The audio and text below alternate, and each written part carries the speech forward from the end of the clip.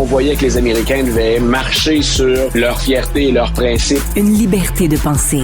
Mais il le fait d'une façon particulièrement grossière et maladroite. Une force internationale. Et même, on va plus loin. Luc La Liberté. Luc, ça ne va pas très très bien sur le Dow Jones aujourd'hui aux États-Unis. Monsieur Trump qui se targue toujours que les marchés boursiers répondent presque à ses coups de baguette magique ne doit pas être très content là, de la tournure des événements aujourd'hui. Non, parce qu'il s'attribue toujours le mérite de chaque hausse et bien sûr ne prend jamais de crédit ou de responsabilité pour chaque baisse. Faudra voir, une des choses qui influence les marchés financiers, je suis pas un spécialiste en tant que tel de marché financier, mais c'est l'instabilité. Chaque fois donc qu'on laisse planer un doute qu'il y a de l'instabilité, ben ça rend les marchés beaucoup plus frileux. Et au moment où on se parle, il y a de l'instabilité. Donc on a hâte, j'imagine, que la présidence Trump soit bien en selle, qu'elle débute. On a hâte de voir également les derniers gestes que va poser Joe Biden à titre de président. Il y a des nominations qui viennent pour la Fed, il y a des décisions qui viennent de la Fed aussi en ce qui concerne le taux directeur.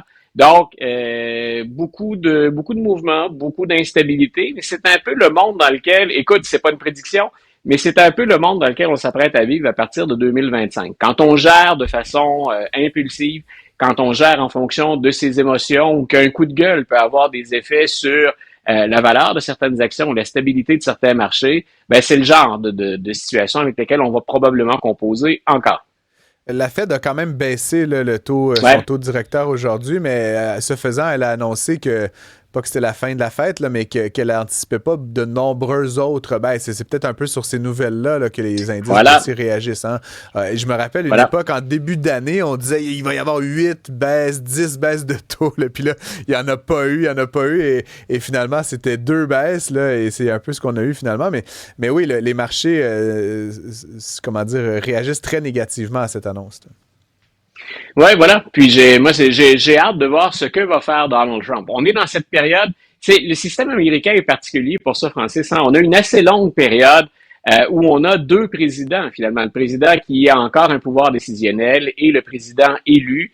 Et on a l'impression, depuis le mois de novembre, depuis qu'on a confirmé la victoire de Donald Trump, que Joe Biden est presque disparu de la scène. S'il n'avait pas fait ce pardon, ce pardon total pour son fils, ça a soulevé énormément d'attention dans les médias. On a braqué les projecteurs sur lui. Mais sinon, quelles sont les nouvelles ou qui parle de Joe Biden au moment où nous, on en parle actuellement? Tous les regards sont braqués sur Donald Trump. Et quand j'évoque l'instabilité, c'est un peu ça. C'est qu'il n'est pas encore décisionnel. En même temps, on voit les gens faire la file pour aller le rencontrer, pour prendre le pouls, pour espérer être dans ses bonnes grâces. Puis pendant ce temps-là, on a encore des décisions majeures, comme celle de la Fed. Donc, on baisse le taux directeur, mais en même temps, tu l'as bien souligné, on voit pas beaucoup d'autres baisses, ou en tout cas de baisses significatives. Donc, on a hâte de voir ce que va faire l'équipe de Donald Trump. Puis, ce qui fait sa marque de commerce, à tout le moins, c'est ce qu'il nous vend. C'est justement qu'il est très, très bon en économie. Donc, on a boudé l'administration Biden parce qu'on peine encore avec cette inflation qui est à la hausse, trop haute pour la plupart des ménages. Donc, attendons voir ce que va nous réserver le 20 janvier. Mais je pense que dès la première journée, on risque d'être emporté dans un tourbillon. À 3 heures du matin, M. Trump envoie encore des petites pointes à l'endroit de Justin Trudeau.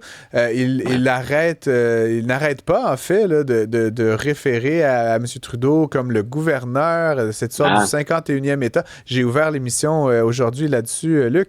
Je suis... je sais pas comment dire. Si quelqu'un me faisait le coup, là, si toi, tu te mettais à m'haranguer comme ça, je réagirais à un moment donné.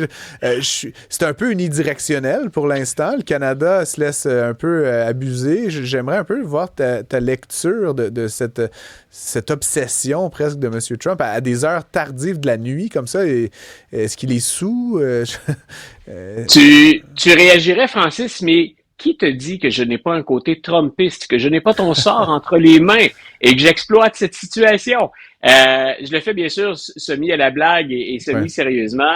Je pense que Justin Trudeau et son équipe, son entourage, ils ont retenu les leçons du premier mandat de Donald Trump. Et la dernière chose qu'on espère faire, en tout cas ça a bien fonctionné la recette la première fois, c'est de refermer le couvercle sur la marmite, de laisser la cocotte minute faire le travail. mais ensuite de reprendre les discussions quand on est sur le fond.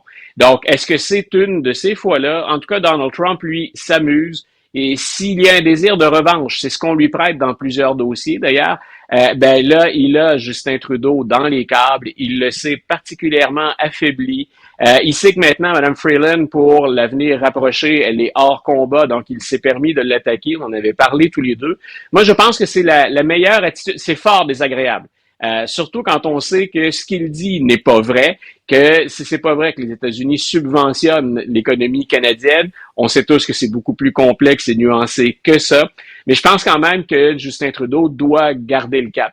Et il n'a pas besoin d'une autre tourmente. Je pense qu'il en a assez quand il se retrouve le soir. Peut-il être tranquille à la maison? Mais je pense qu'il y a suffisamment de problèmes pour éviter de nourrir les gazouilles ou les truth socials, les entrées sur les réseaux sociaux de Donald Trump. Oui, bien sûr. Je vais t'entendre, il y avait cette histoire là, de Matt Gaetz, là, bon, sur lequel un rapport avait été publié. De mémoire, il y avait eu un vote à la commission d'éthique, là, au comité d'éthique, qui avait choisi de ne pas divulguer ces informations-là, notamment parce que M.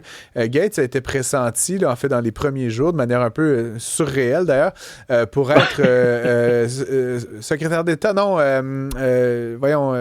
responsable de la justice. Là, donc, voilà, Attorney General, procureur général. Voilà, merci de me corriger, Luc. Finalement, ce même comité a repris un vote et donc va divulguer les informations concernant Matt Gaetz. Attends, je le glisse au passage très rapidement. On parle de nominations qui sont controversées ou étonnantes. Herschel Walker va maintenant être ambassadeur des États-Unis. En tout cas, il faut que le Sénat, bien sûr, entérine le choix du président Trump, mais on n'a pas fini. Hein? Le cabinet est composé, mais on aura d'autres nominations. Mais pour ce qui est de j'ai vu concernant Herschel Walker, j'ai vu ton post sur Facebook et j'ai réagi. Là, il va être nommé aux Bahamas. Là, qu'on va dire que c'est peut-être pas non plus une nomination hyper stratégique. Là, non, c'est pas... Ma réponse, c'était pas ça. C'est qu'il suffit d'avoir suivi Herschel Walker, surtout depuis qu'il n'est plus cette vedette. Ça a été un monstre de football. C'était une bête sur le terrain. Il était vraiment extraordinaire. Mais si on parle appelons ça comme ça, du politicien Herschel Walker, écoute, je peux pas croire que sur l'ensemble de tout ce que les républicains ont, même s'il est loin, même s'il ne sera pas vraiment dans l'action, on n'avait pas mieux. Sinon, Matt Gaetz, lui aussi, pour la justice, on avait mieux. C'est ce qu'on a fait avec Mme Bundy, d'ailleurs, qui est sa remplaçante. Ouais. Avec Matt Gaetz, il faut savoir que tant aussi longtemps qu'il était le protégé de Donald Trump, que M. Trump se disait « je mets mon pouce sur la balance », puis essayer de le dégommer. Il a fini par rendre service à son patron. Il a quitté de lui-même. Il a abandonné. Mais une fois Donald Trump sorti du décor comme parrain, si on veut, puis l'expression peut être critiquée, mais il ne redevient que le Matt Gaetz qui s'était mis presque tous les représentants à dos. C'est quelqu'un qui était fort désagréable. Dont les républicains, là, c'est ça. Pas non, voilà. Voilà, non, chez les républicains, c'est quelqu'un qui divisait énormément. Moi, je me rappelle de cette scène hallucinante lors d'un vote où on avait tenté de le frapper, on avait tenté de le prendre à la gorge et en très mauvais français de lui en maudire une. Écoute, moi, j'avais jamais vu ça sur le plancher de la Chambre des représentants. Donc, Matt Gaetz, il est redevenu donc ce Matt Gaetz que tout le monde détestait. Il faisait l'unanimité, mais contre lui. Et il y a un lien entre ça, donc le fait qu'il ne soit plus candidat et le fait que cette fameuse commission d'éthique dise « on vote aujourd'hui » et ce sera rendu public. Pour te dire à quel point ça devient personnel dans cette histoire-là, c'est qu'il a démissionné, Matt Gaetz. Il n'est plus représentant. Et habituellement, on enterre ce genre de dossier. Si la personne concernée décide de démissionner, on ne va pas de l'avant. Et là, même s'il n'est plus membre de la Chambre des représentants, on va apprendre des choses de tout ce qu'on peut prévoir. Il n'y aura rien de flatteur dans ce rapport-là. Donc, jusqu'où va-t-on aller? Ça, c'est ce qu'on veut savoir. C'est ce qui peut être intéressant, mais il n'y a rien de flatteur pour Gaetz. J'apprécie ta tentative d'euphémisme, là, Luc, mais c'est bien plus que... Je veux dire, il y a des histoires potentiellement de viol ou en fait, des histoires gravement et qui pourraient l'emmener jusqu'en cour et même en prison, là, si je comprends bien. Là. C'est pas anodin, là, ce qui est contenu dans ce rapport-là. Tout, moi, non, puis c'est habituellement ce qui aurait coulé une carrière politique bien avant ça, mais on n'est plus à cette époque où on nous reprochait une aventure à gauche ou à droite et ça pouvait discréditer un candidat. On parle de mineurs, on a parlé de trafic à un moment donné, de jeunes femmes, on parle de drogue, on parle d'abus, d'agression, de viol. Donc, on verra si on déroule tout le tapis puis si on a l'ensemble du dossier, mais je répète, il n'y a rien de positif à espérer pour Matt Gaetz de ce rapport-là. Luc La Liberté, je ne sais pas qui de toi ou de ta cravate je dois saluer le premier en fin de chronique, mais merci d'avoir été avec nous. Je rappelle que tu es notre spécialiste en politique américaine en résidence. Une bonne fin de journée à toi et on se retrouve demain à la même place, à la même heure. Bonne fin de journée, Francis.